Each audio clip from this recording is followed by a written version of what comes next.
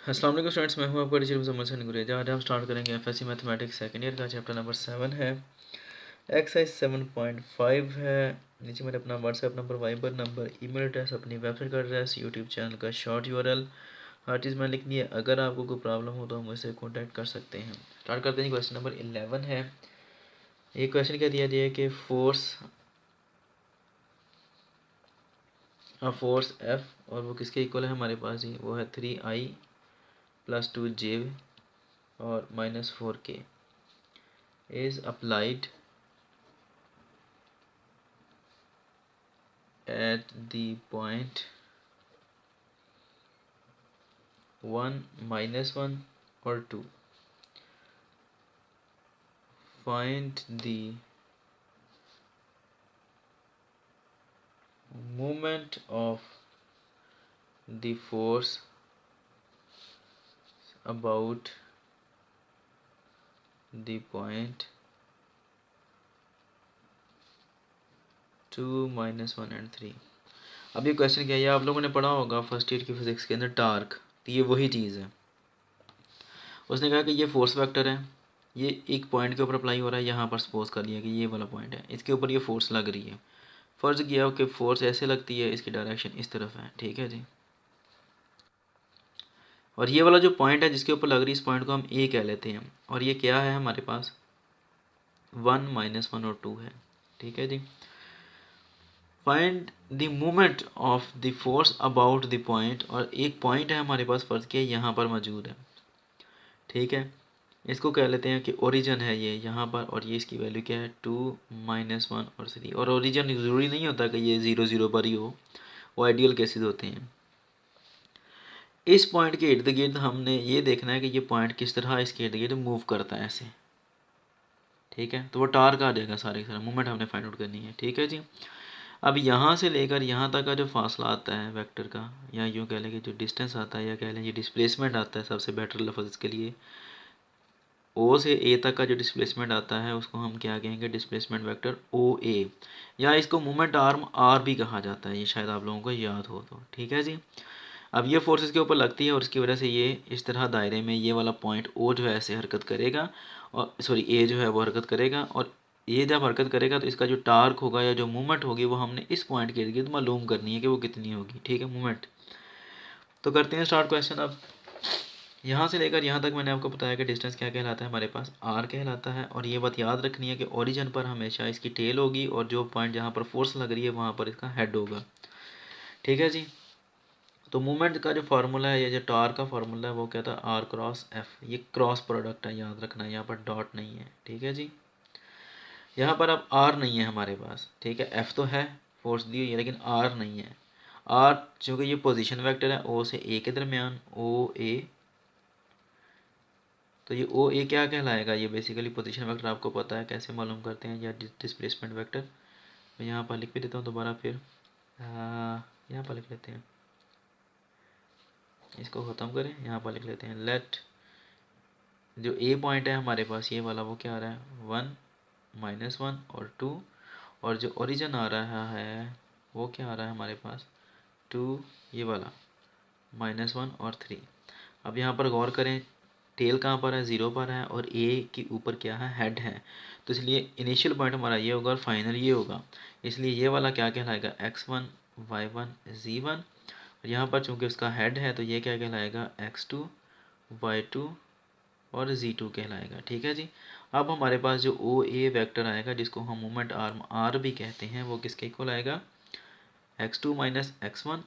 क्योंकि ये क्या है, बेसिकली है तो डिस्प्लेसमेंट वेक्टर ही ना, तो हमने ऐसे ही मालूम करना है इसको। डिस्प्लेसमेंट और पोजीशन वेक्टर ऐसे ही मालूम करते हैं, आई प्लस y2 - y1 इंटू जे प्लस z2 - z1 इंटू के। अब क्या आएगा हमारे पास, ये x2 क्या आ रहा है, 1, माइनस x1 क्या आ रहा है, 2 आई वेक्टर, प्लस y2 क्या आ रहा है हमारे पास, -1, फिर ये वाला माइनस, और y1 क्या आ रहा है, अगेन -1 आ रहा है, जे वेक्टर, प्लस z2 क्या आ रहा है हमारे पास, 2, माइनस z1 क्या आ रहा है हमारे पास, 3, के वेक्टर।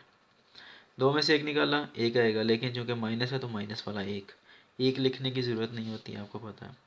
ये माइनस माइनस प्लस हो जाएगा, ठीक है जी। और +1 और -1 कट गए तो जे क्या हो जाएगा हमारे पास, 0 जे हो जाएगा, ठीक है जी।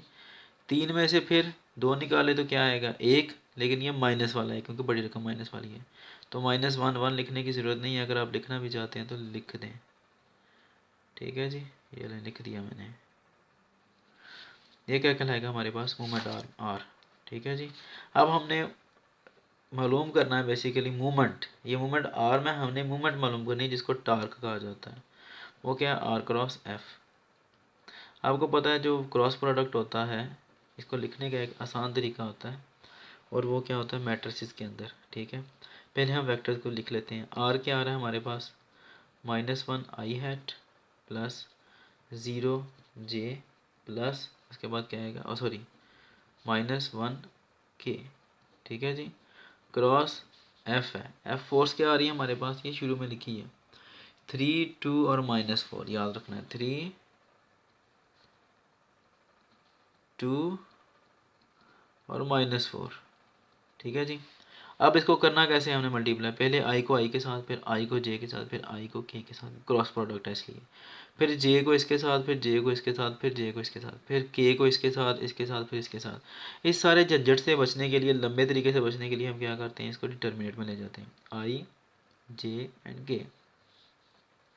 और वो क्या आएगा हमारे पास, पहला वेक्टर ये वाला है तो पहले ये लिखा जाएगा, फर्स्ट वेक्टर फर्स्ट रो, -1 0 -1। उसके बाद क्या आ जाएगा, ये वाला वेक्टर क्या आएगा जी, 3 2 एंड -4 आ जाएगा। अब इसको एक्सपेंड करने का क्या तरीका है, आपको मैंने पहले भी बताया हुआ है। ये एक्सपेंशन करने के लिए हम या रो लेते हैं या कॉलम ऑपरेशन लेते हैं। हम रो ले लेते हैं, आसानी से हो जाएगा। आई वेक्टर है, R1 है, यहाँ से स्टार्ट होगा, सबसे पहले आई वेक्टर आ जाएगा, ठीक है। आई वेक्टर कहाँ पर मौजूद है, फर्स्ट रो और फर्स्ट कॉलम में मौजूद है, तो इसको और इसको छोड़कर बाकी चारों को मल्टीप्लाई कर देना है। 4 ज़रब 0 0, फिर माइनस लाजमी लगाना है। 2 ज़रब 1 2, लेकिन चूँकि माइनस है तो -2 आ जाएगा।